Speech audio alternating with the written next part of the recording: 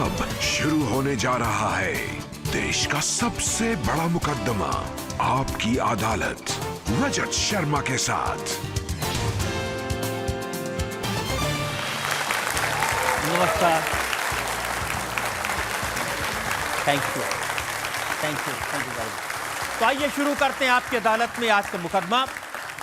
आज हमारे मेहमान हैं भारत के सबसे सीनियर नेताओं में से एक, भारतीय जनता पार्टी के सबसे अनुभवी नेताओं में से एक ऐसे नेता जो भारत की फौज में, नेवी में, एयरफोर्स में, आर्मी में, सब में बेहद लोकप्रिय हैं, जिन पर देश की सुरक्षा की जिम्मेदारी है। प्लीज वेलकम भारत के रक्षा मंत्री राजनाथ सिंह।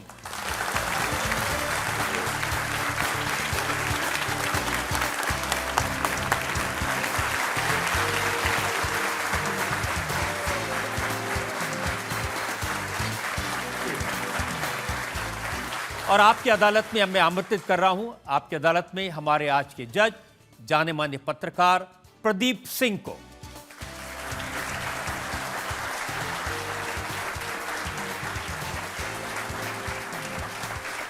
और इससे पहले कि आपकी अदालत में हम सवालात और इल्जामात के सिलसिला शुरू करें, आज के जज प्रदीप सिंह की इजाजत चाहेंगे आज की कार्रवाई शुरू करने के लिए।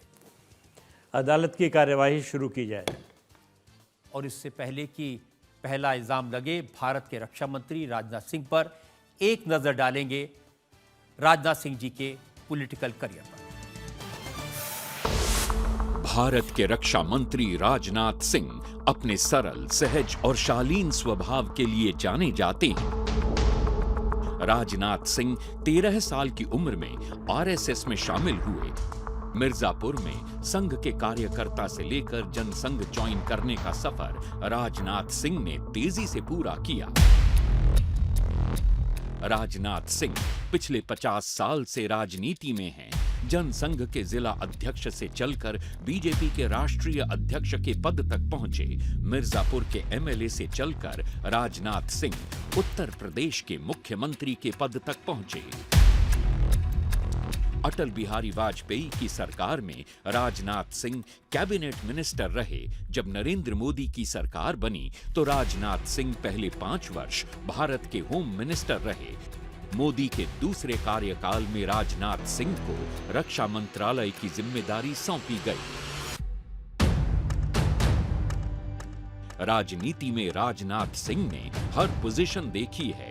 एमएलए, एमएलसी, राज्यसभा, लोकसभा, राज्य सरकार में मंत्री, मुख्यमंत्री, केंद्र सरकार में मंत्री, लेकिन राजनाथ सिंह को लेकर कभी कोई विवाद खड़े नहीं हुए। 2013 में जब राजनाथ सिंह बीजेपी के अध्यक्ष थे, कई अवरोधों के बावजूद उन्होंने प्रधानमंत्री पद के उम्मीदवार के तौर पर नरेंद्र मोदी के नाम का ऐलान किया। मोदी सरकार में होम मिनिस्टर की भूमिका में राजनाथ सिंह ने इंटरनल सिक्योरिटी को मजबूत किया। अब भारत के डिफेंस मिनिस्टर के रूप में राजनाथ सिंह ने हमारी तीनों सेनाओं को शक्तिशाली बनाने, आत्मनिर्भर बनाने और आधुनिक बनाने की दिशा में जबरदस्त काम किया है। फिजिक्स में पोस्ट ग्रेजुएट राजनाथ सिंह आपकी अदालत में अपनी पैरवी खुद करेंगे। तो आइए शुरू करते हैं आज का मुकदमा। आपकी अदालत में पहला इल्जाम भारत के रक्षा मंत्री राजनाथ सिंह पर। आपकी अदालत में भारत के रक्षा मंत्री राजनाथ सिंह पर इल्जाम है कि ये अपने बारे में सीक्रेटिव रहते हैं। राजनाथ जी, आप अपने जीवन के बारे में, बचपन के बारे में, जवानी के बारे में कभी बात नहीं करते, तो मैंने सोचा आज आपकी अदालत में सारे राज खोले जाएं। वैसे हमारे लिए बहुत ही कठिन काम है ये सही है कि आप फिजिक्स के स्टूडेंट थे, ब्रिलियंट स्टूडेंट थे, लेकिन क्लासेस बंक करके संघ के शिविर में जाया करते थे। मैं जाता था। जब मैं क्लास 9th में था, उस समय ही मैं राष्ट्रीय स्वयंसेवक संघ की शाखाओं में मैं बराबर जाता था, नियमित रूप से जाता था। और जब आप लेक्चरर बने, टीचर बने, तो बहुत सख्त टीचर थे आप? नहीं, इतना मैं कह सकता हूं कि हमारा जो क्लास होता था उस समय, जो बच्चे प्रायः क्लासेस में नहीं आते थे, वो भी हमारी क्लास होती थी तो एकदम बिल्कुल पूरा रूम खचाखच भर जाता था स्टूडेंट्स के द्वारा। यह तो सौभाग्य मुझे प्राप्त हुआ है। और ये भी सही है कि आप आईएएस बनना चाहते थे? कभी नहीं।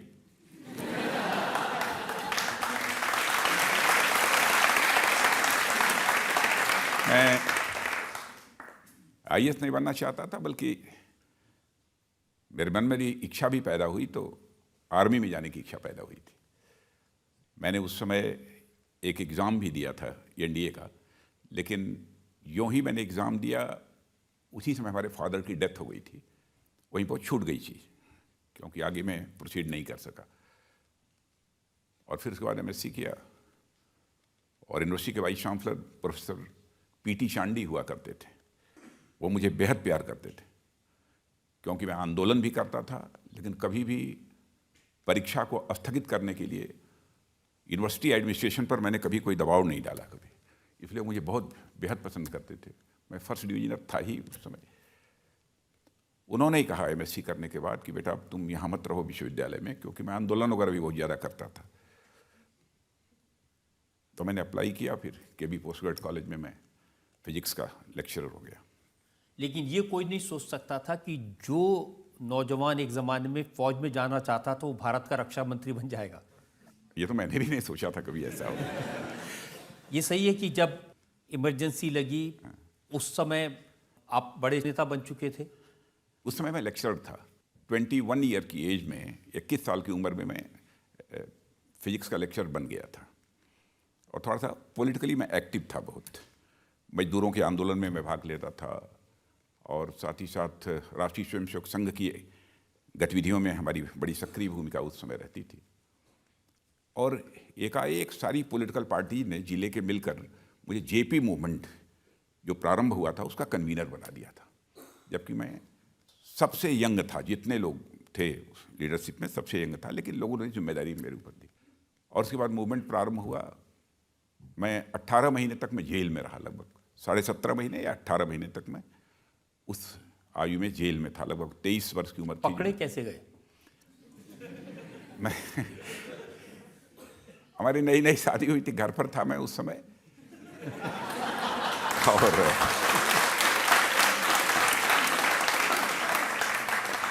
और उस दिन हमारी श्रीमती जी ने हमारे लिए सूजी का हलवा बनाया था। तो मैं एक्सरसाइज भी करता था उस समय भी। मैं बचपन से ही मैं एक्सरसाइज करता रहा हूँ। उस समय भी मैं एक्सरसाइज करता था। तो छत पर एक्सरसाइज करने के बाद मैं नीचे आया था, और उसके बाद स्नान करने के बाद यूँ ही मैं कपड़ा पहनने जा रहा था, तब तक नीचे से हमारे यहाँ काम करता था, हमारा सेवक जो था, उसने आकर कहा साहब नीचे बहुत सारी पुलिस की गाड़ियाँ आई हुई हैं, और मिस्टर उपाध्याय उस समय इंस्पेक्टर हुआ करते थे कोतवाली के, वो भी हैं, डिप्टी एसपी भी हैं, और वो आपको पूछ रहे हैं। तब मैं समझ गया कि मेरी अरेस्ट के लिए आए हैं। तो मैंने कहा कि उन लोगों को बुला लो ऊपर, जो डिप्टी एसपी और इंस्पेक्टर हैं, उन लोगों को बैठा लो, कह दो कि मैं स्नान कर रहा हूँ, नाश्ता वास्ता कर लेता हूँ तो मैं चलूँगा। तो लोग बैठे रहे। तो फिर मैं बुलाया, मैंने कहा आप लोग भी नाश्ता कर लो। तो नाश्ता वास्ता करके फिर हम लोग गए, थाने ले गए। थाने ले गए, फिर बहुत सम्मान के साथ लंच वगैरह भी कराया उन्होंने। और फिर रात को लगभग 11 बजे मुझे वहाँ की डिस्ट्रिक्ट जेल थी, वहाँ भेज दिया गया। और फिर मुझे लगभग 200-250 अन्य लोग जो पहले से गिरफ्तार हुए थे वो एक कंपाउंड में थे, एक घेरे में थे। और मुझे उस समय सॉलिटरी सेल, तन्हाई जो है, दी गई। हमारे साथ एक आसाराम यादव जी भी थे, लाल जी थे, उनको अलग कमरे में और मुझे अलग कमरे में। तो लगभग जहाँ तक मैं भूल नहीं रहा हूँ तो 2.5 महीने या 2 महीने के आसपास मैं तन्हाई में रहा, सॉलिटरी सेल में रहा। और अब नई नई शादी हुई थी, तन्हाई में रहे तो पत्नी को तो पत्नी नाराज नहीं हुई? नहीं, पत्नी नाराज क्यों होगी? पत्नी पहले से ही स्वाभिमानी रही हैं, और पत्नी को लेकर मुझे जिंदगी में कभी शिकायत नहीं रही है। बल्कि पत्नी के प्रति पूछा जाए तो मेरे मन के अंदर बराबर सम्मान रहा है।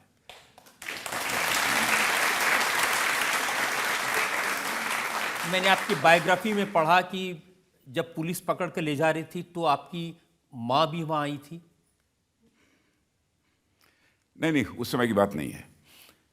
यह है कि जब मैं तन्हाई में था, उसके बाद यह हुआ कि इनको इस जेल में मत रखो, इनको सेंट्रल जेल नहीं भेज दो, क्योंकि उधर से 250 लोग नारा लगाते थे, इधर से मैं भी नारा अकेले लगाता था गवर्नमेंट के खिलाफ, या मैं इधर से बोलता था, 250 लोग जो दूसरे कंपाउंड में थे वो लोग नारे लगाते थे।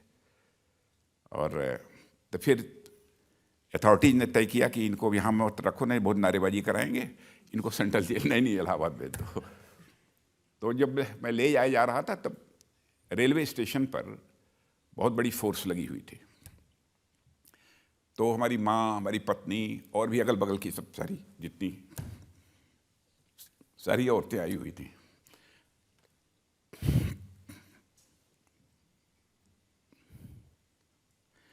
तो मेरी माँ भी थी उसमें। तो उसने देखा तो मुझे पुलिस से घिरा हुआ, तो उसने कहा, बेटा चाहे जो कुछ जाए क्षमा मत मांगना, माफ़ी मत मांगना, भले ही सारी ज़िंदगी जेल में गुजर जाए, मैं स्वीकार कर लूँगी।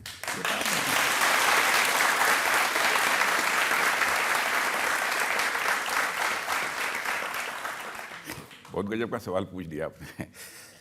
कठिन होता है हमारे लिए उस समय, लेकिन क्योंकि आपका जाना तो था, लेकिन जो परिवार की हालत थी वो वाकई में। नहीं, हमारी पत्नी फिर हमारे ससुराल चली गई, अपने घर गई, और वहाँ पर एक कॉलेज में लेक्चरर बन गई थोड़े समय के लिए, पॉलिटिकल साइंस की।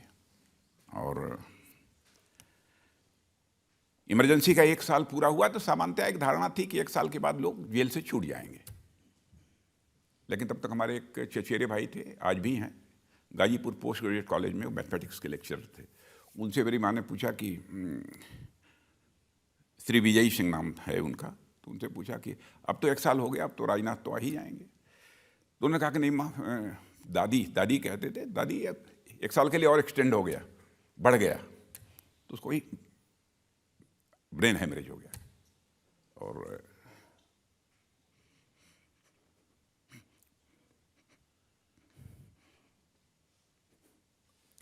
मैं समझ सकता हूँ कि क्या बीती होगी आपके दिल पे। तो हॉस्पिटल में रही, 27-28 दिन के बाद डेथ हो गई। जब इमरजेंसी ख़त्म हुई, वापस आए, तो वो राजनीति में पहला कदम था आपका? पहला कदम क्या कहें, मैं आकर एक 3 कमरे का किराए का मकान था जिसमें कि हम लोग रहते थे, पति पत्नी। और मैं सुबह, शाम को, रात को आया था छूट कर, सुबह में पैंट शर्ट अपना वो सब जो पुलोवर वगैरह था वो अपना पहन के मैं चाय पी रहा था। एक बंगाली परिवार था, वही चाय वगैरह दे जाते थे, कमरे भी गंदे होते थे।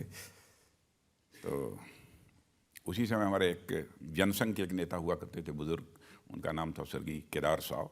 उन्होंने आकर कहा कि टेलीफोन मेरे पास आया है वाराणसी से, वहाँ, और वाराणसी दिल्ली से टेलीफोन आया है कि आपको पार्लियामेंट का चुनाव लड़ना है, और आपको इस पार्लियामेंट्री कॉन्स्टिट्यूंसी से आपको 2 दिन के बाद, नर्सों कहा ना, नर्सों आपको पर्चा भरना है, ये वहाँ से आदेश आया।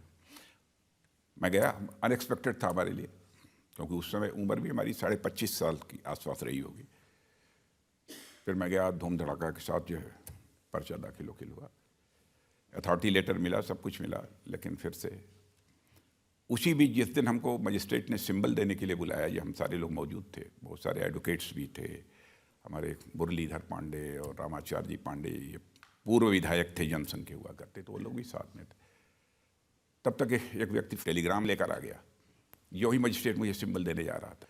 तो उसने कहा, सॉरी मिस्टर सिंह, मैं थोड़ी देर के बाद मैं कलेक्टर साहब से मिलकर आता हूँ, तब मैं देखता हूँ। तो चले गए, लौट के आए, तो उन्होंने कहा कि मिस्टर सिंह, आपके अथॉरिटी लेटर का कैंसिलेशन ऑर्डर और फ़कीर अली अंसारी का अथॉरिटी लेटर आ गया, और आपका टिकट कट गया। बहुत उत्तेजना हुई लोगों में, लेकिन उस समय भी परमात्मा ने मुझे बहुत संयम दिया, और मैंने देखा कि कहीं कुछ झगड़े न हो जाए वहाँ। तो एक माइक थी वहाँ पर, माइक लेकर मैंने फिर वहाँ से अपील की, फ़कीर अली अंसारी यहाँ भी हों, भदोही के रहने वाले थे, बहुत सज्जन व्यक्ति थे। मैंने कहा, फ़कीर अली अंसारी यहाँ भी हों, आएँ, अपना सिंबल लें।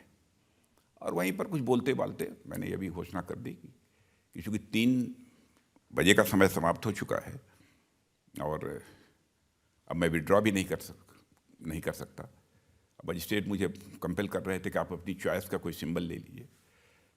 मैंने कहा मेरी कोई चॉइस नहीं है, लेकिन मैंने जनता से अपील की कि मैं सबसे ये अपील करूंगा कि मेरा नाम तो मतदान पत्र पर रहेगा, लेकिन यदि किसी ने मेरे नाम के आगे मुहर लगाई तो मैं समझूंगा कि मेरे मस्तक पर कलंक का टीका लगा रहा है। सभी को फ़कीर अली अंसारी को सपोर्ट करना चाहिए। तो उसका परिणाम ये हुआ कि बराबर फ़कीर अली अंसारी जहाँ भी हमको बराबर साथ लेकर ही जाते थे पूरे चुनाव के समय। चौधरी चरण सिंह की भी मीटिंग थी। चौधरी चरण सिंह की मीटिंग में उस समय मीटिंग मुझसे प्रेसाइड कराई गई। बहुत क्राउड थी, हैवी 50,000, 60,000, 70,000 उस समय भीड़ होती थी। तो उस समय भी मैंने वही सेंटेंस बोला कि मेरा नाम तो मतदान पत्र पर रहेगा, लेकिन किसी ने मेरे नाम के आगे मुहर लगाई तो मैं समझूंगा कि मस्तक पर। लेकिन नॉर्मली किसी का टिकट कट के किसी को लास्ट मिनट पे दे दे तो गुस्सा आता है, आपको गुस्सा नहीं आया? नहीं, अच्छा तो नहीं लगा, ये तो बात सच है, अच्छा नहीं लगा। जो कि थोड़ा सेंसिटिव भी बचपन से ही रहा हूँ तो, लेकिन परमात्मा ने सद्बुद्धि दी मुझे, ईश्वर की कृपा है और कुछ नहीं कहूँगा। ईश्वर की कृपा है कि ये तो फिर पहली बार एमएलए कब बने? 77 में, वो भी चौधरी चरण सिंह जी ने ही मुझे सिंबल दिलवाया जनसंघ से, क्योंकि उनकी मीटिंग जो मैंने प्रेसाइड किया था 3-4 मिनट में बोला था, लेकिन वहाँ से टेक ऑफ करने के बाद जब वो लखनऊ गए तो वहाँ पर पंडित माधव प्रसाद त्रिपाठी, रविंद्र किशोर जी शाही हमारे लीडर हुआ करते थे उस समय, उन लोगों से कहा कि ऐ जनसंघियों, एक टिकट हमारी तरफ से उस लड़के राजनाथ को देना है। लेकिन जो यहाँ से 4 महीने के बाद जब असेंबली का इलेक्शन हुआ, जो नाम गया था आसाराम जी यादव सिटिंग एमएलए थे तो उनका नाम गया था, लेकिन जब दिल्ली आया तो चौधरी चरण सिंह ने कहा कि एक टिकट क्या जनसंघ के लोग हमको नहीं दे सकते, तो उन्होंने उनका नाम काट कर मेरा नाम लिख दिया, मैं एमएलए बन गया।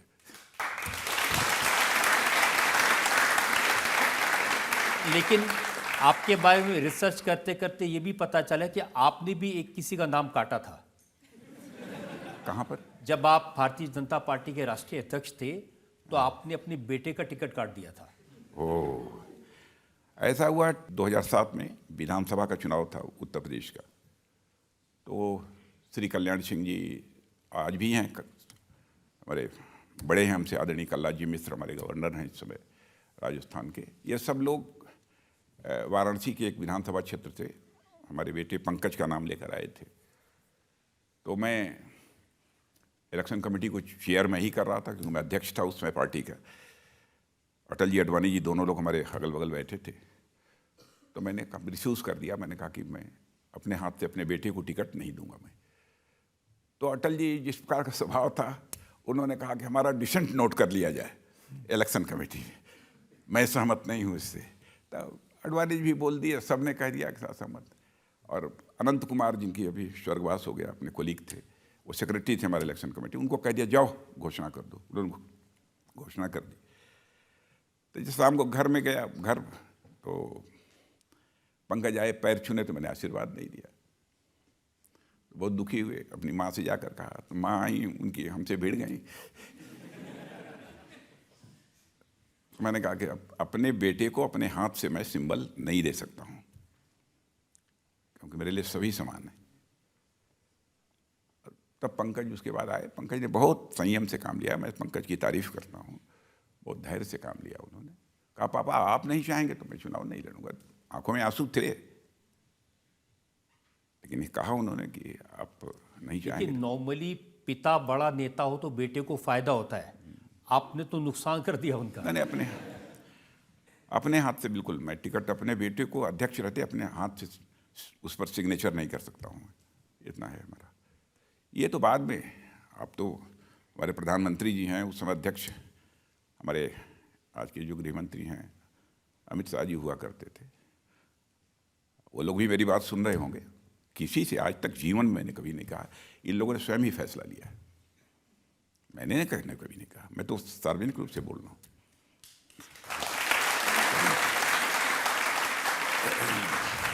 मैंने देखा कि प्रधानमंत्री जी ने तो आपके जो छोटे बेटे हैं नीरज, उनको एक सर्टिफिकेट इशू किया अभी पिछले हफ्ते।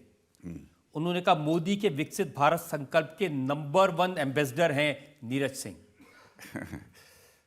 है, अब क्या करें सब। आप उनकी भी कभी तारीफ नहीं करते, कभी बात नहीं करते? नहीं, अपना बेटा किसी को खराब तो लगता नहीं। अच्छा है, वो भी एक्टिव रहते हैं सोशल पॉलिटिकल।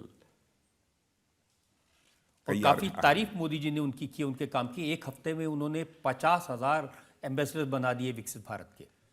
हाँ, मैंने भी सुना बना दिया।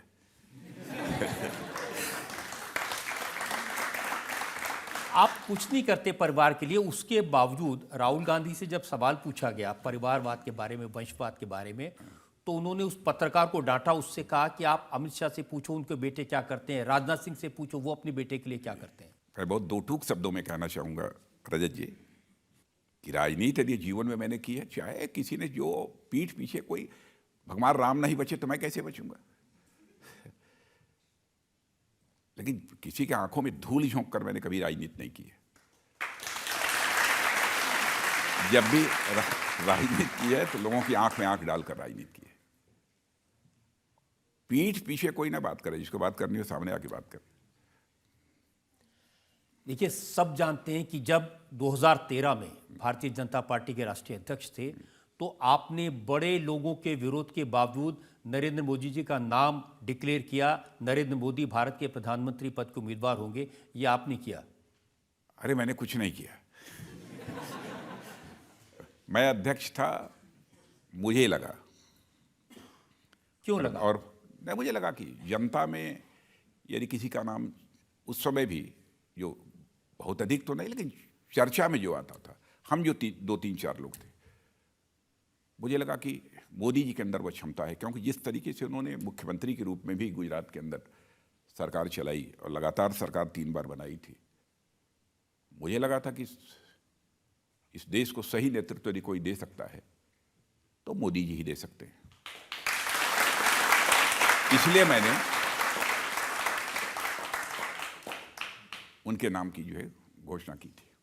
उस समय आपको कल्पना थी कि 10 साल बाद नरेंद्र मोदी वर्ल्ड मैप पर होंगे, दुनिया के बड़े बड़े लीडर्स में इनका नाम होगा, भारत में इतनी लोकप्रियता होगी, इतनी शक्ति होगी? मेरे साथ रहने वाले जो लोग हैं उनसे पूछिएगा, शायद मोदी जी को भी इस बात की जानकारी नहीं होगी, उनसे पूछिएगा हमारी क्या धारणा थी उनके बारे में।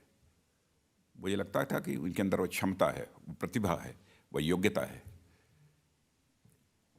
और वह सामर्थ्य है, शक्ति है कि देश को सही नेतृत्व दे सकते हैं और देश का कद भी इनके रहते हुए दुनिया में बढ़ेगा। मेरे एक ऐसा मन के अंदर बात थी, मैं कह सकता हूं कि जो उस समय हमारे दिमाग में बात थी वो सही उतरी। और आप तो हमारे साथ 1-2 लोग जो रहते हैं हमारे अंतरंग, उनको तो आप भी जानते हैं, आप उनसे पूछ लीजिए मैं सही है कि गलत है।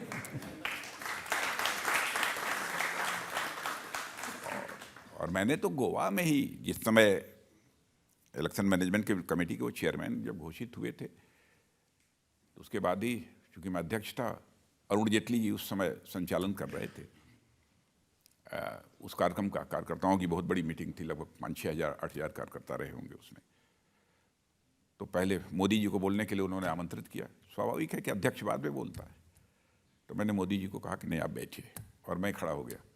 मैंने कहा ऑडियंस से कि मैं जानता हूं कि मैं अध्यक्ष हूं, मुझे बाद में बोलना चाहिए, लेकिन आज देश किसी पार्टी के अध्यक्ष को नहीं सुनना चाहता, बल्कि देश इस भविष्य के अपने नेता को सुनना चाहता है। इसलिए मैं खड़ा हो गया और हमारे बाद मोदी जी बोलेंगे। एक ब्रेक के रुकते हैं और ब्रेक के बाद आपकी अदालत में राजनाथ सिंह पर इल्जामात और सवालात का एक बताओ। ईडी और सीबीआई का इस्तेमाल करते हैं और अरविंद केजरीवाल अकेले ऐसे नेता हैं जो नरेंद्र मोदी को चुनौती दे सकते हैं, उन्हें हरा सकते हैं, इसलिए उन्हें इलेक्शन से पहले भेज दिया। बड़े से बड़े लोग जो है मोदी जी को चैलेंज नहीं कर पाए, ये क्या करेंगे?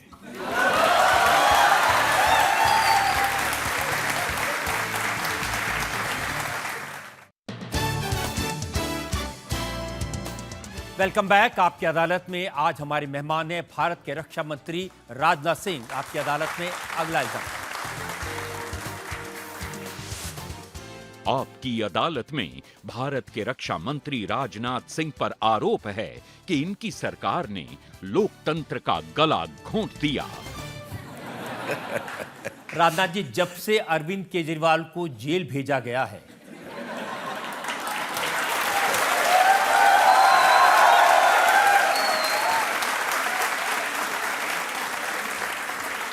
उनकी पार्टी के लोग कह रहे हैं कि बीजेपी ने लोकतंत्र की हत्या कर दी। हम लोगों ने तो जेल भेजा नहीं है। आपने देखा होगा कि कोर्ट वो गए थे और कोर्ट ने उन्हें कोई रिलीफ नहीं दी, बल्कि शायद जहां तक मेरी जानकारी है कि जो इन्वेस्टिगेटिंग एजेंसी हैं, ईडी वगैरह, उनको बुलाकर सब सारे डॉक्यूमेंट्स वगैरह देखे थे। उसके बाद उन्होंने फैसला किया कि नहीं, हम ऐसी सूरत में हम बेल नहीं देंगे। लेकिन उनकी पार्टी के लोग तो कह रहे हैं कि चुनाव से पहले एक चुने हुए मुख्यमंत्री को जेल में भेजकर भारतीय जनता पार्टी ने बड़ा जुल्म किया है। नहीं तो ये हम लोगों से क्यों सवाल पूछा जाना चाहिए? भाई आपकी सरकार है। नहीं, हम लोगों ने जेल नहीं भेजा है। उनके खिलाफ तो जो इंक्वायरी चल रही थी, जो ईडी इंक्वायरी कर रही थी, उन्हें चार्जेस फ्रेम किए। और जहां तक मेरी जानकारी है, उसके पहले 9 सम्मन भी भेजे गए थे कि आप अपना समय दीजिए, हम आपसे कुछ बात करना चाहते हैं, क्या तथ्य हैं क्या नहीं है। लेकिन उन्होंने समय ही नहीं दिया और स्वयं ही कोर्ट गए थे, हम लोग भी कोर्ट नहीं गए थे। अब समय नहीं दिया तो उनको उठा के ले गए। नहीं, उठा के ले गए, हम लोगों ने नहीं भेजा, हम लोगों ने नहीं भेजा, अदालत ने ही उनको रिलीफ नहीं दी। अभिषेक मनु सिंघवी तो बहुत बड़े वकील हैं, राज्यसभा के मेंबर भी रहे हैं, आप जानते हैं उन्हें अच्छी तरह से। उन्होंने सुप्रीम कोर्ट के सामने कहा कि अरविंद केजरीवाल को रिलीफ दे दीजिए, उन्हें जेल से छोड़ दीजिए, वरना जिस दिन चुनाव हो रहा होगा, आखिरी दिन वोट डाला जा रहा होगा, तो सारे के सारे विरोधी दलों के नेता जेल में होंगे। पता नहीं किस आधार पर उन्होंने कहा। अब देखिए क्या होता है 2 महीने।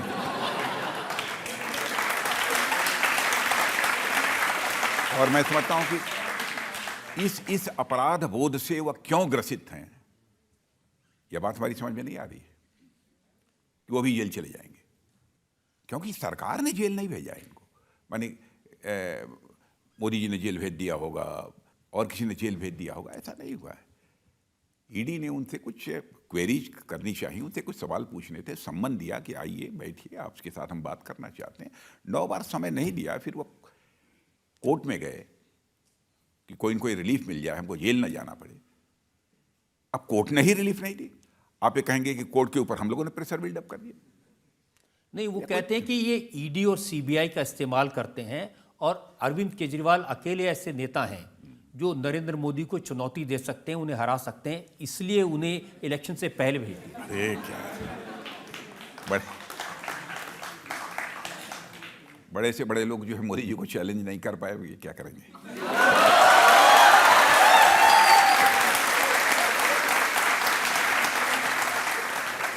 एक और चैलेंजर हैं मोदी जी के, राहुल गांधी।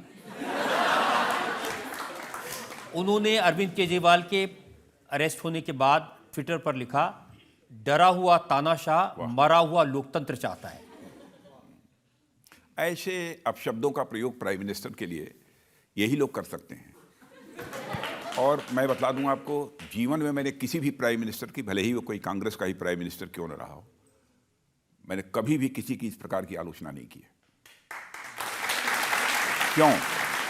मैं मानता हूं कि प्रधानमंत्री स्वयं एक संस्था है, तो बहुत अपशब्दों का प्रयोग प्रधानमंत्री की इस संस्था के बारे में नहीं करना चाहिए। राष्ट्रपति जैसी संस्था है, उसके बारे में अपशब्दों का प्रयोग नहीं करना चाहिए। डिफरेंस ऑफ ओपिनियन हो सकती है, आप कहिए कि इन्होंने गलत किया, इन्होंने सही किया, यह न करते तो ज़्यादा अच्छा था, वो करते तो ज़्यादा, यह सब सारी बातें आप कह सकते हैं।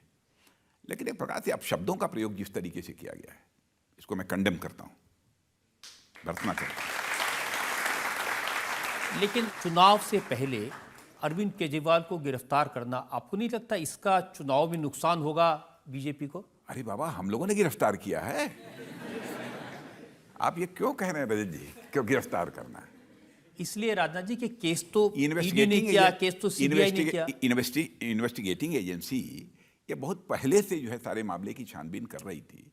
कुछ लोग 1.5 साल पहले इसी मामले में जेल जा चुके हैं। वो एक कंटिन्यूअस प्रोसेस था, उसमें वो जेल गए। कि अब चुनाव आ गया इसलिए पकड़ लो, भाई देश जानता है कि बाहर ही रहते तो क्या कर लेते।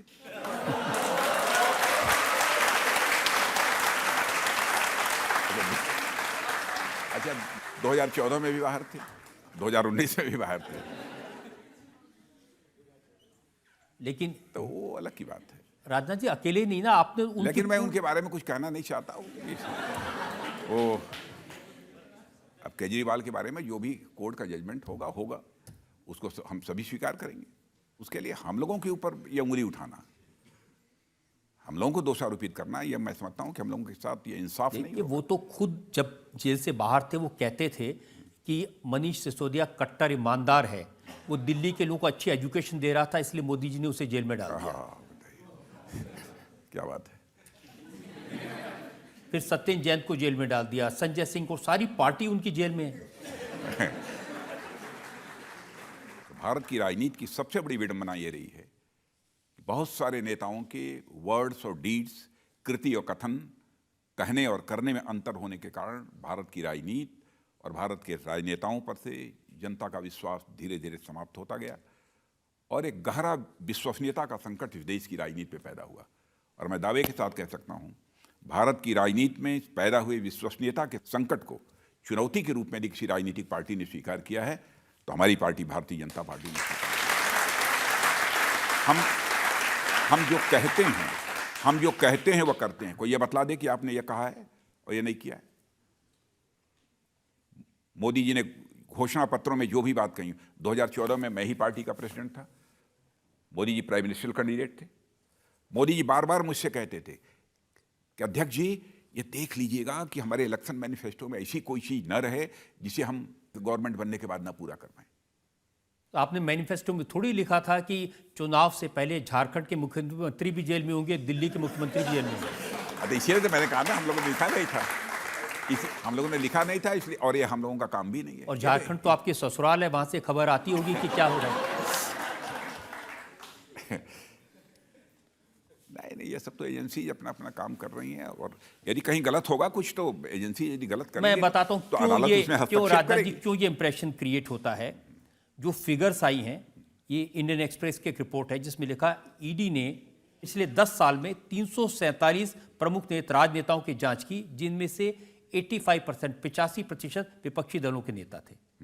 तो सारा करप्शन विपक्षी दलों में ही मिलता है। नहीं, मुझे लगता है कि इसके लिए इंट्रोस्पेक्ट करना चाहिए लोगों को, स्वयं जिनके ऊपर आरोप लगे क्यों ऐसा होता है। और आरोप तो ये लगता है कि अगर वो बीजेपी में आ जाएं तो फिर चार्जेस ड्रॉप हो जाते हैं। नहीं, कोर्ट अदालत अपना काम करती रहेगी, चाहे कोई इधर रहे चाहे उधर रहे अथवा कहीं भी रहे। आप कह रहे हैं कि जो लोग, चाहे वो अजीत पवार हो चाहे वो अशोक चौहान हो, उनके खिलाफ जो केसेस हैं वो चलते रहेंगे। जो हो, अदालत जो अपना काम कर रही है करती रहेगी। इन्वेस्टिगेटिंग एजेंसी जो अपना काम करना वो अपना काम करेंगे। लेकिन इन्वेस्टिगेटिव एजेंसी जो करती हैं उसका असर राजनीति पर पड़ सकता है ना। अब दिल्ली में चुनाव होने वाले हैं, ऐसा नहीं होगा कि केजरीवाल को सिंपैथी मिलेगी पब्लिक की।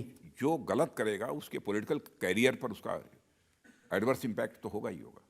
आपकी पार्टी कुछ लोगों ने अरविंद केजरीवाल का एक वीडियो रिलीज किया, उस वीडियो में वो कह रहे हैं कि अगर मनीष सिसोदिया गलती करेगा तो उसको जेल में भेज दो, मैं गलती करूं, मैं करप्शन करूं तो मुझे जेल में भेज देना। तब तो चले तो है।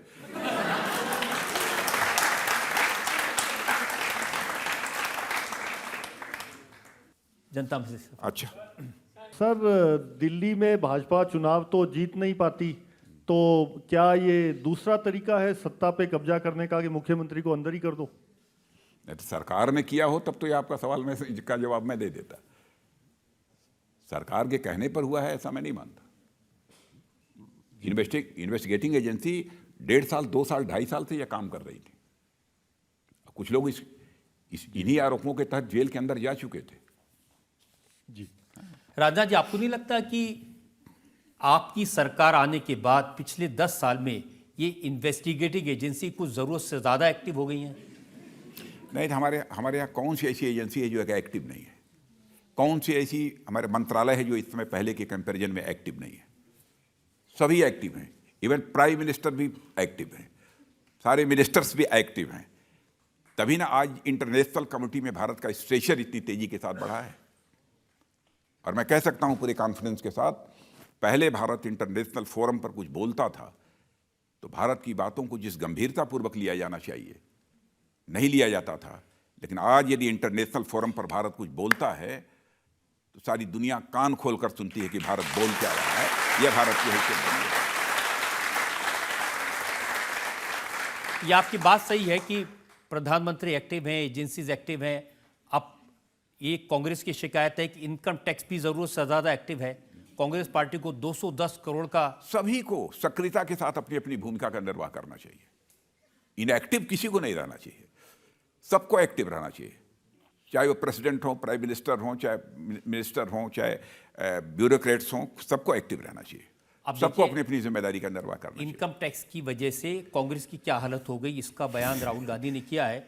उन्होंने कहा कि हमारे अकाउंट फ्रीज कर दिए, हमारे पास रेल का टिकट खरीदने के लिए भी पैसे नहीं है, हमारे पास पोस्टर छपाने के पैसे नहीं है, मैं तो किसी को 2 रुपए भी नहीं दे सकता।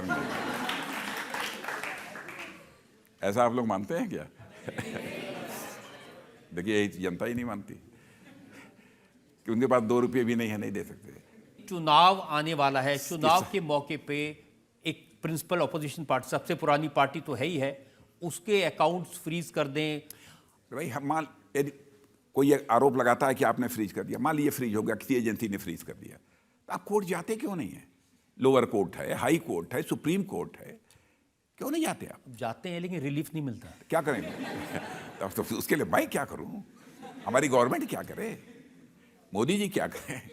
देखिए, जितने भी पॉलिटिकल लोग हैं दूसरी पार्टियों के, उनसे जब मैं बात करता हूं, वो कहते हैं कि मोदी जी बहुत सख्त हैं, अमित शाह बहुत सख्त हैं, लेकिन राजनाथ बड़े दयावान हैं, वो भी नहीं दया करते।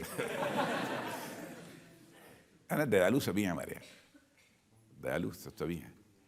दूसरी चीज देखिए, ये करप्शन का जहां तक सवाल है, कहने को चाहे कोई कुछ भी कह ले, 10 वर्ष हो गए मोदी जी की लीडरशिप पे इस गवर्नमेंट के चलते हुए।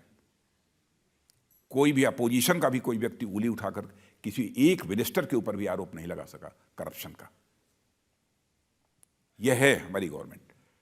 और आपने कांग्रेस की गवर्नमेंट्स को भी पहले देखा होगा, कई आरोप, शायद ही कोई ऐसी गवर्नमेंट रही हो कांग्रेस की जिस पर कि कोई आरोप न लगे हों। यहां तक इतने गंभीर आरोप जिसमें कि कांग्रेस की गवर्नमेंट के मंत्रियों को जेल की हवा खानी पड़ी है। क्यों नहीं बचा लिया अपने मंत्री को? और हमको कह रहे हैं कि नहीं, आप इनको आप बचाइए। कोर्ट तो बैठी है, कोर्ट ने सजा दी थी। कांग्रेस की गवर्नमेंट रहने के बावजूद उनकी गवर्नमेंट के मंत्रियों को सजा दी थी कोर्ट ने। आज कोर्ट, यदि हमने एजेंसी ने कोई गलत काम किया है तो कोर्ट उसमें इंटरवीन कर सकती है। भीतर करने वाले को बिहाइंड बार कर सकती है कोर्ट। कोर्ट के पास ये अथॉरिटी है। यही राहुल जी अपनी प्रेस कॉन्फ्रेंस में शिकायत कर रहे थे कि लोकतंत्र की हत्या हो रही है, हमारे अकाउंट फ्रीज हो रहे हैं, न मीडिया कुछ कर रहा है, न कोर्ट कुछ कर रही है, सब तमाशा देख रहे हैं। अब बतलाइए, अब कोर्ट के ऊपर भी, कोर्ट को कहा है कोई न कोई कोर्ट चला जाएगा ये कहने पर। और फिर ये भी कहते हैं कि अगर नरेंद्र मोदी, यदि ये कहा होगा तो कंटेम्प्ट ऑफ कोर्ट है। अगर मोदी जी तीसरी बार चुनाव जीते तो फिर देश में संविधान खत्म हो जाएगा और फिर दोबारा कभी चुनाव नहीं होंगे, हमेशा मोदी जी रहेंगे। जो संविधान के प्रोविजंस हैं, उन प्रोविजंस से हटकर दूर जाकर हम लोगों ने कौन सा ऐसा काम किया है? एक भी तो बतलाएं। वो सब विरोधी दलों के नेता कहते हैं सरकार सीबीआई का, ईडी का, इनकम टैक्स का इस्तेमाल कर रही है अपने विरोधियों को डराने के लिए। सरासर गलत है, ठीक ही नहीं है, पूरी तरह से निराधार है। भाई आप जाइए, आप पॉलिटिकल पार्टी हैं, जनता में जाइए, जनता का समर्थन हासिल करिए, जनता का विश्वास हासिल करिए। आप वो काम कर नहीं पा रहे हैं, जनता का विश्वास आप हासिल कर नहीं पा रहे हैं, और अपनी कमी को छिपाने के लिए सत्ताधारी दल के ऊपर अनर्गल आरोप चस्पा करने की कोशिश कर रहे हैं। जनता के पास जाते हैं, वो कहते हैं जनता में वोट देती है, लेकिन ईवीएम में वो वोट बीजेपी को आ जाता है। जिन राज्यों में वो चुनाव जीत जाते हैं वहां ईवीएम ठीक रहती है, और जिन राज्यों में हार जाते हैं वहां ईवीएम गड़बड़ हो जाती है। अब बताइए क्या करें इसके लिए? आप ही फैसला करिए। आप ही उनको क्यों बताइए, करें तो क्या करें, इतनी कमजोर हो गई ऑपोजिशन। देश में एक मजबूत विपक्ष तो चाहिए। नहीं, उनको समझाने की क्षमता हमारे पास नहीं है।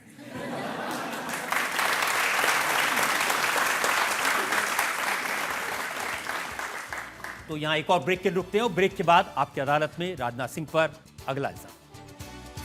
जब आप जाते हैं उत्तर प्रदेश में, लोगों से मिलते हैं, वहां से आपको ये आइडिया मिलता है, क्या कहते हैं लोग? सब मोदी मोदी मोदी मोदी कहते हैं और कुछ नहीं। इस समय की हालत तो यही है। Welcome back. आपकी अदालत में आज हम मुकदमा चला रहे हैं, सवाल पूछ रहे हैं भारत के रक्षा मंत्री राजनाथ सिंह से। आपकी अदालत में अगला इल्जाम। आपकी अदालत में भारत के रक्षा मंत्री राजनाथ सिंह पर इल्जाम है कि ये विरोधी दलों को डराते हैं। राजनाथ जी, चुनाव आ रहा है, मोदी जी कहते हैं 400 पार, अमित शाह कहते हैं 400 पार, आप कहते हैं 400 पार, तो डरा रहे हैं विरोधी दलों को, कह के तुम्हारी कोई जगह नहीं होगी अब। नहीं, हम जनता के बीच जैसा माहौल है उसे देखते हुए हम लोग पूरी तरह से कॉन्फिडेंट हैं। एनडीए को 400 से अधिक सीटों पर विजय प्राप्त होगी। और हम लोगों का जो असेसमेंट है और जनता का, और असेसमेंट निराधार नहीं है, जनता के मूड को देखते हुए हमारा ये असेसमेंट है कि भारतीय जनता पार्टी 370 सीटों से अधिक सीटों पर विजय प्राप्त करेगी। राजनाथ जी, चुनाव हुए नहीं, वोट डले नहीं, और बता दिया कि 370। अनुमान मैंने कहा ना, हमारा विश्वास है और मुझे विश्वास है कि जनता हमारे विश्वास को टूटने नहीं देगी। अब तक नहीं टूटने दिया है तो आगे कैसे जनता टूटने देगी? इस विश्वास के बारे में जो कांग्रेस के अध्यक्ष हैं मल्लिकार्जुन खड़गे, उन्होंने कहा कि ये हर रोज 400 सीट का दम भरने वाली अहंकारी बीजेपी असल में आने वाले चुनाव परिणाम से डरी हुई है, इसलिए इतने ज्यादा जोर से बोल। नहीं, मैं विनम्रतापूर्वक हाथ जोड़कर मैं कहता हूं कांग्रेस के अध्यक्ष जी से कि हम लोगों का यह संकल्प है और जनता के प्यार और जनता के समर्थन को देखते हुए कि हम निश्चित रूप से हमारी एनडीए 400 से अधिक सीटों पर विजय प्राप्त करेगी। विनम्रतापूर्वक मैं कह रहा हूँ, दम्भ के साथ नहीं बोल रहा हूँ।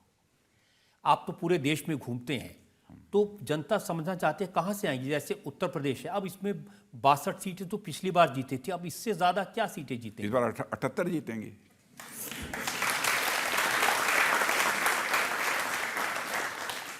अब इस संभावना को भी नकारा नहीं जा सकता कि 80 भी हो सकती हैं।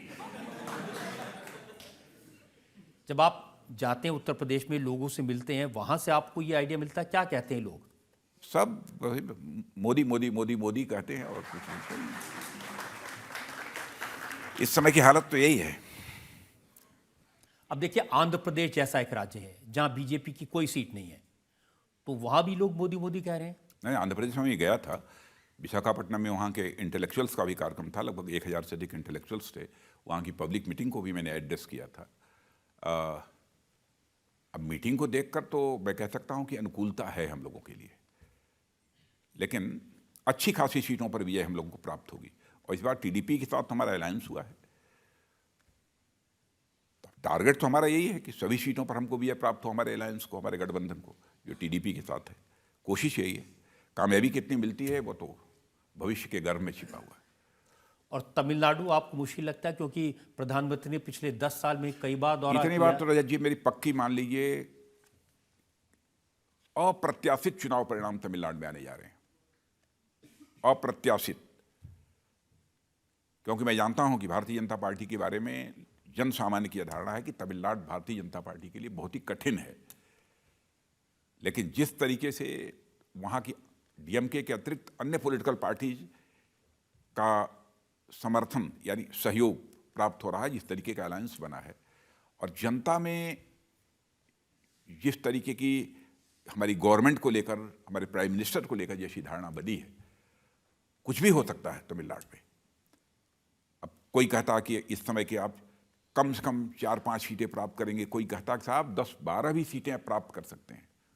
वो तमिलनाडु जहां बड़ी मुश्किल से एक आध सीट कभी मिली थी। हाँ, नहीं मिली थी, कन्याकुमारी की सीट हम जीतते रहे, लेकिन इस बार अप्रत्याशित चुनाव। राजा जी, जो हम तमिलनाडु की राजनीति देखते आए अब तक, वो है जो सनातन धर्म के खिलाफ है, जहां लोग ये कहते हैं कि सनातन को मूल से नष्ट कर देना चाहिए। डीएमके हो ही नहीं सकता। सनातन जो नित्य नूतन चिर पुरातन है, वही सनातन है।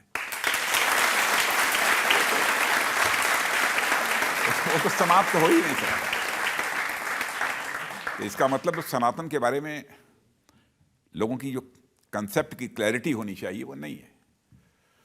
अब बिहार का अगर उदाहरण लें, बिहार में आरजेडी, कांग्रेस सब दल ये मिलकर लड़ रहे हैं, हाँ, लेकिन उनसे चुनौती नहीं दिखती है? लेकिन मुझे लगता है वो लोग निराश होंगे। निराश तो अभी हैं, क्योंकि बिहार में हम लोगों का टारगेट ये है कि 40 की 40 सीटों पर हमारी एनडीए को भी ये हासिल हो। बिहार में गठबंधन अच्छा बना था, लेकिन आखिरी मिनट पे आपने नीतीश कुमार से पलटी मरवा दी। नहीं, उन्होंने भी, नीतीश कुमार जी भी भले आदमी हैं, सज्जन आदमी हैं, और देखिए कोई उनके पलटी मारने के बारे में चाहे जो कुछ भी कहे, लेकिन इतनी बात मैं दावे के साथ कह सकता हूं कि नीतीश कुमार जी की अन्य मामलों में लोग आलोचना करें, लेकिन पूरे राजनीतिक जीवन में एक व्यक्ति भी उंगली उठाकर उनके ऊपर भ्रष्टाचार का आरोप नहीं लगा सकता। तो ऐसा व्यक्ति हमारे यहाँ आता है तो हम तो उसका स्वागत करेंगे। राजनाथ जी, ये क्यों हो रहा है कि राहुल गांधी की न्याय यात्रा जिस राज्य में जाती है वहां का लीडर बीजेपी के साथ आ जाता है? करिश्मा है, करिश्मा। बंगाल में गए तो ममता जी ने इंडिया अलायंस का साथ छोड़ दिया। छोड़ दिया। बिहार गए तो नीतीश जी छोड़ गए। नहीं तो और उनका दौरा कराइए, भारत जोड़ो यात्रा।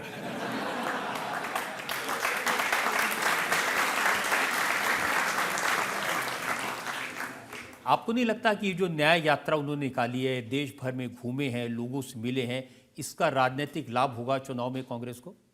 यदि लाभ होने वाला होता तो जहां जाते वहां के लोग फिर हमारे साथ आकर क्यों जुड़ जाते लीडर्स? ये तो आप ही करिश्मा करते हैं ना कि जहां जाएं वहां प्लान के मुताबिक एक दो लोग आ जाएं। नहीं, हम लोग करिश्मे के आधार पर जनता का समर्थन हासिल नहीं करना चाहते हैं, बल्कि यथार्थ के धरातल पर कुछ करके हम जनता का समर्थन हासिल करना चाहते हैं। जनता में से एक दो सवाल ले सकते हैं अभी। हाँ, आपको क्या लगता है बीजेपी को इस चुनाव में भी राम मंदिर का फायदा मिलेगा या फिर अब इसका प्रभाव खत्म हो चुका है? मैं समझता हूँ राम मंदिर के मुद्दे को राजनीति से जोड़कर नहीं देखना चाहिए हमको। ये एक सांस्कृतिक मुद्दा है, यह आध्यात्मिक मुद्दा है। कभी भी राम मंदिर के मुद्दे को राजनीति के तराजू पर रखकर हम कभी नहीं तोलते। हाँ, आस्था है पर भगवान राम के प्रति हमारी, और हम लोग चाहते थे प्रारंभ से ही कि अयोध्या की धरती पर भव्य राम का मंदिर बनना चाहिए। आपने देखा कि 22 तारीख को अयोध्या में प्राण प्रतिष्ठा हो गई, और भगवान राम अपनी कुटिया से निकलकर महल में आज प्रवेश कर चुके हैं, आ चुके हैं। राम राज्य प्रारंभ होगा, ऐसा मेरा विश्वास है। यहाँ एक और ब्रेक के रुकेंगे, और ब्रेक के बाद आपकी अदालत में भारत के रक्षा मंत्री राजनाथ सिंह पर अगला इल्जाम। हम लोग किसी के ऊपर आक्रमण करने वाले नहीं है। देखा होगा आपने, भारत का चरित्र है कि भारत ने आज तक दुनिया के किसी देश के ऊपर न तो कभी आक्रमण किया है, और न दुनिया के किसी देश की 1 इंच जमीन पर कभी भारत ने कब्जा किया है। यह है हमारा चरित्र।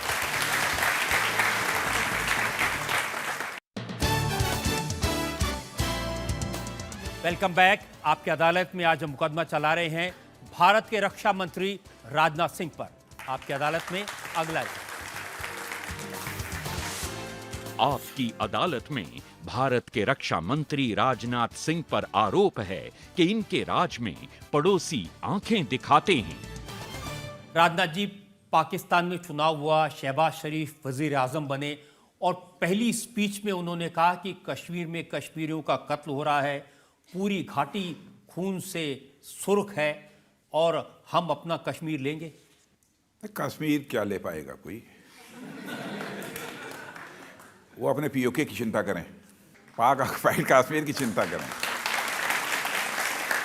और मैंने 1.5 साल पहले कहा था कि हम लोगों को किसी के ऊपर आक्रमण करके कुछ कब्जा करने की जरूरत नहीं पड़ेगी, बल्कि पाक ऑक्युपाइड का ऐसी परिस्थितियां बन रही हैं वहां पर कि पाक ऑक्युपाइड कश्मीर के लोग स्वयं यह मांग कर रहे हैं कि हमको भारत में मर्ज कर दिया जाए। तो आपका प्लान बन चुका है? नहीं, कुछ इसके बारे में बोलूंगा नहीं, मैं बोलना भी नहीं चाहिए मुझे। हम लोग किसी के ऊपर आक्रमण करने वाले नहीं है। देखा होगा आपने, भारत का चरित्र है कि भारत ने आज तक दुनिया के किसी देश के ऊपर न तो कभी आक्रमण किया है, और न दुनिया के किसी देश की 1 इंच जमीन पर कभी भारत ने कब्जा किया है। यह है हमारा चरित्र।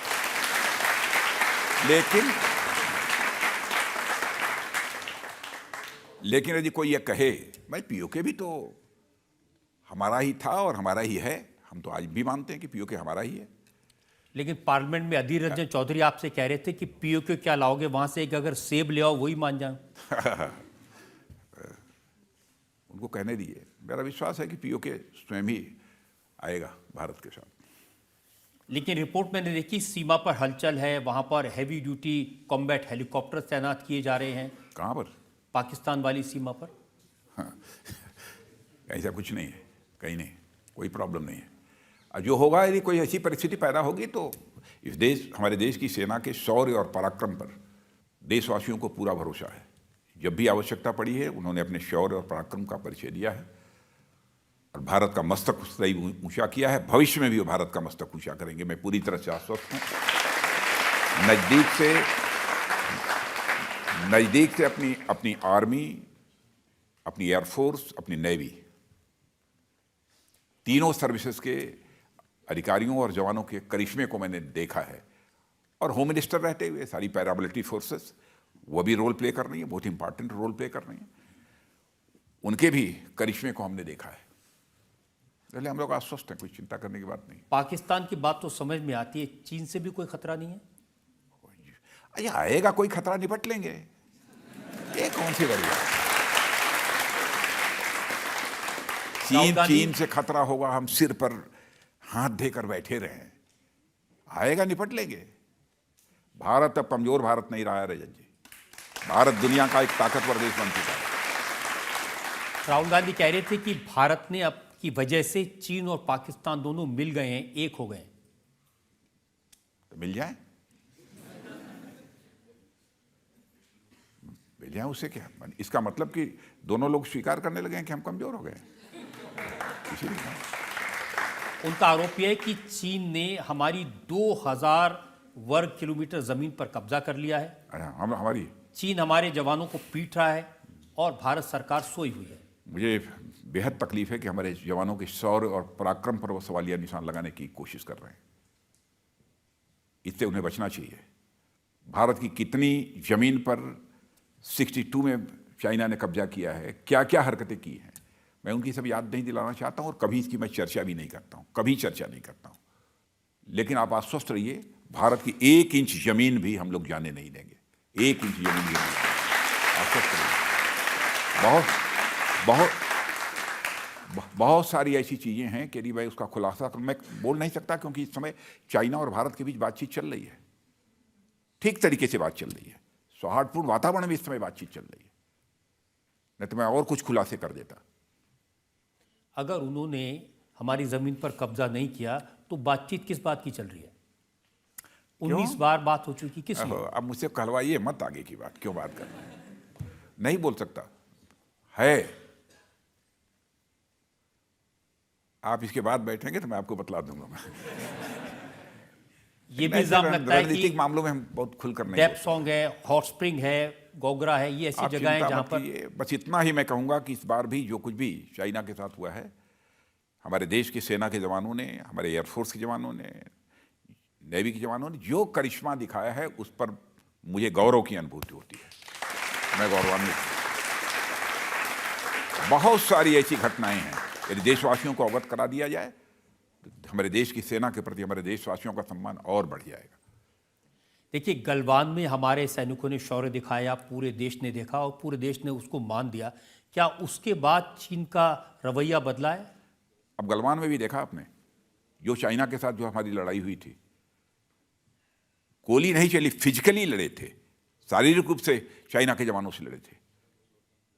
हमारे 20 जवान शहीद हुए थे, लेकिन चाइना के कितने जवान शहीद हुए थे मैं नहीं कह रहा हूं, विदेशी एजेंसियों ने यह कहा है 35 to 40। हम लोगों ने नहीं कहा, हम लोग तो एक्सेप्ट कर दिया कि हमारे 20 जवान शहीद हुए थे। मैंने फॉरेन एजेंसी ने कहा है, शायद हमारे यहां तक मैं भूल नहीं रहा हूं तो शायद ऑस्ट्रेलिया की एजेंसी थी या कहां की एजेंसी थी, किसी एजेंसी ने दावा किया है कि हमने जो चाइना में जाकर इसको वेरीफाई किया है 35 to 40 चाइना की सेना के जवान शहीद हुए। राजनाथ जी, ये माना जाता है कि चीन का जो इंफ्रास्ट्रक्चर है बॉर्डर पे, वो काफ़ी बरसों से वो बना रहे हैं और वो काफ़ी स्ट्रांग है और हमारा उतना स्ट्रांग नहीं है। यह सच्चाई है। इंफ्रास्ट्रक्चर डेवलपमेंट सीमा के ऊपर चाइना तेजी के साथ कर रहा है, इसमें कहीं दो राय नहीं। अब पहले लंबे समय से करता चला आ रहा है। पिछली जो सरकार थी हमारी कांग्रेस की सरकार, उस समय के डिफेंस मिनिस्टर का यह कहना था कि भाई यदि हम भारत चाइना बॉर्डर पर यदि हम इंफ्रास्ट्रक्चर डेवलप करेंगे तो चाइना भारत में घुस आएगा, इसलिए इंफ्रास्ट्रक्चर डेवलप मत करो। लेकिन जब से हमारी गवर्नमेंट आई है, मोदी जी की जब से गवर्नमेंट आई है, तब से हम बॉर्डर के ऊपर बहुत ही तेजी के साथ इंफ्रास्ट्रक्चर डेवलप कर रहे हैं, बहुत तेजी के साथ कर रहे हैं। अब आप जाकर प्रत्यक्ष अपनी आंखों से देख सकते हैं। अब एक सवाल चीन को लेकर बड़ा ज़रूरी है, जो राहुल गांधी कहते हैं और उनकी वजह से उनकी पार्टी के बाकी लोग कहते हैं कि नरेंद्र मोदी चीन से डरते हैं। मोदी जी डरते हैं, यह तो सुनकर ही मुझे आश्चर्य होता। ये तो उनकी प्रकृति में नहीं है, उनके स्वभाव में नहीं है, कभी नहीं रहा है, जहां तक मैं जानता हूं। और डरने का कोई कारण नहीं है जी, ये लोग समझते नहीं हैं। क्यों भारत के ताकत पर, भारत की सेनाओं के शौर्य पराक्रम पर क्यों सवालिया निशान लोग लगा रहे हैं? भारत के रक्षा मंत्री को यकीन है कि चीन कभी आंख दिखाए, आक्रमण करने की हिमाकत करे तो हम उसको हैंडल करने के लिए ऐसे परमात्मा उनको सद्बुद्धि दे कि ऐसी हरकत न करें। देखिए, भारत का एक चरित्र रहा है, भारत का चरित्र रहा है कि भारत ने न तो दुनिया किसी देश पर कभी कोई आक्रमण किया है, तो दुनिया के किसी देश की 1 इंच जमीन पर कभी भारत ने कब्जा किया है। यह है भारत का चरित्र। लेकिन वैसे सच बात है, हमसे यदि कोई पूछे तो सारे पड़ोसियों के साथ हम अच्छे रिश्ते बनाकर रखना चाहते हैं, लेकिन भारत के स्वाभिमान की कीमत पर नहीं रजत जी। रिश्ते बनाकर रखना चाहते हैं, लेकिन भारत के स्वाभिमान पर यदि चोट पहुंचाने की कोशिश करेगा तो उसका मुंहतोड़ जवाब देने की कुवत भी भारत में है। लेकिन पड़ोसियों के साथ अच्छे रिश्ते बनाकर हम रखना चाहते हैं, क्योंकि हमारे अटल जी कहा करते थे, कहते थे ध्यान रखना चाहिए हम लोगों को, दोस्त बदल सकते हैं जीवन में लेकिन पड़ोसी कभी नहीं बदलते हैं, इसलिए पड़ोसियों के साथ अच्छे रिश्ते बना के रखने चाहिए। एक दो सवाल और ले सकते हैं लास्ट में। हाँ। सर, मेरा क्वेश्चन आपसे ये कि हम लोग अभी हमारा जो डिफेंस सिस्टम है वो 4th नंबर पर है वर्ल्ड में, जो कि आप लोगों ने बहुत मेहनत करी है और हम वहाँ तक पहुँच गए, बट स्टिल आपको लगता है उसमें इम्प्रूवमेंट है? और आपका क्या थॉट प्रोसेस है कि आने वाले 5 साल में I am sure BJP government आएगी, 100% आएगी, बिकॉज हम सब आपके साथ हैं। तालियां। तो 5 साल में और 10 साल आने वाले में हम डिफेंस में कितना और इम्प्रूवमेंट देखेंगे कि हम वो 3rd या 2nd स्टेज पर पहुंच पाए? भारत जो पहले जो सबसे बड़ा इंपोर्टर भारत था, आज हम दुनिया की टॉप 25 एक्सपोर्टर कंट्रीज में आकर खड़े हो गए हैं 10 वर्षों के अंदर। वैसे मैंने टारगेट जो मैंने तय किया है, हमारी कोशिश ये है कि 2028-29 समाप्त होते होते हमारा एक्सपोर्ट जो आज 20,000 करोड़ है वह अप्रॉक्सीमेटली 50,000 करोड़ तक पहुंच जाए। हमारी कोशिश ये है। पिछले 10 साल से आपकी रूलिंग पार्टी है और विकास भी दिख रहा है, बट इस चीज़ से आप कितना सहमत हैं कि एक स्ट्रॉन्ग रूलिंग पार्टी के होने के साथ साथ एक स्ट्रॉन्ग अपोजिशन पार्टी का होना भी ज़रूरी है? हाँ, होना चाहिए, यह आवश्यक है, लेकिन उसमें हमारा कहाँ दोष है बेटा? हमारी पार्टी का क्या दोष है? अब ये तो उनको समझना चाहिए। हम चाहते हैं, हेल्दी डेमोक्रेसी के लिए आवश्यक है। मतलब आप अग्री करते हैं कि एक स्ट्रॉन्ग अपोजिशन पार्टी भी होना बहुत बिल्कुल ज़रूरी एग्री है? करता हूँ। लेकिन वो ऑपोजिशन बन नहीं को तो पाया। आप जीने ही नहीं देते।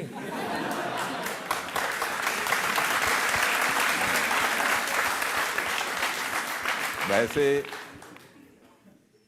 सार्थक जीवन जीने की एक कला होती है, और मैं समझता हूं कि वह जीवन जीने की कला उन लोगों के पास नहीं है, शायद इसीलिए हालत बिगड़ती जा रही है।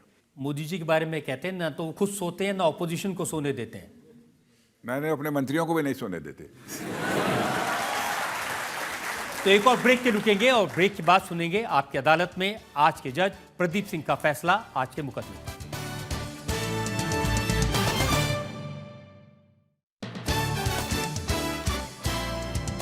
Welcome back. आपकी अदालत में आज हमने मुकदमा चलाया भारत के रक्षा मंत्री राजनाथ सिंह पर। हमने राजनाथ सिंह से पूछा पहली बार उनके जीवन के कुछ सीक्रेट्स के बारे में, रक्षा मंत्रालय के बारे में, विरोधी दलों के बारे में और केजरीवाल के बारे में। अब वक्त है आपकी अदालत में आज के जज जाने माने पत्रकार प्रदीप सिंह के फैसले का। राजनाथ सिंह जी पिछले 50 साल से सार्वजनिक जीवन, राजनीतिक जीवन में हैं। उनकी एक बहुत बड़ी खूबी है जो देश के बहुत ही कम नेताओं में मिलेगी, और वो है सार्वजनिक जीवन में भाषा और व्यवहार की मर्यादा को बनाकर रखना। वो अपने बड़े से बड़े विरोधी की भी आलोचना करते हैं, निंदा करते हैं, तो भाषा का संयम बनाकर रखते हैं। इस तरह के नेताओं की देश में बहुत ज़्यादा ज़रूरत है। दूसरी बात, जनता की नब्ज पर पकड़, और 2013 उसका सबसे बड़ा उदाहरण है, जब उन्हीं की पार्टी के बहुत से नेता, बड़े नेता, जनता की नब्ज किधर है ये समझने में नाकाम रहे थे। तब उनको समझ में आ गया था कि देश नरेंद्र मोदी को चाहता है। पार्टी के राष्ट्रीय अध्यक्ष के रूप में उन्होंने नरेंद्र मोदी को प्रधानमंत्री पद का उम्मीदवार बनाने में निर्णायक भूमिका निभाई, और वो उनके एक निर्णय से भाजपा की और पूरे देश की तस्वीर और तकदीर दोनों बदल गई। तो भारतीय जनता पार्टी को ही नहीं, देश के सभी दलों को ऐसे नेताओं की ज़रूरत है। ये अदालत राजनाथ सिंह जी को सारे आरोपों से बाइज्जत बरी करती है। इस विश्वास के साथ, इस यकीन के साथ कि राजनाथ सिंह इसी तरह जनता की सेवा करते रहेंगे, देश का नाम रोशन करते रहेंगे, इनके नेतृत्व में भारत की सीमाएं सुरक्षित रहेंगी, हमारी सेनाओं के शौर्य और मान की रक्षा करेंगे। आज का मुकदमा यहीं खत्म करते हैं। अगले सप्ताह से मुलाकात होगी एक नई शख्सियत के साथ। तब तक के लिए नमस्कार।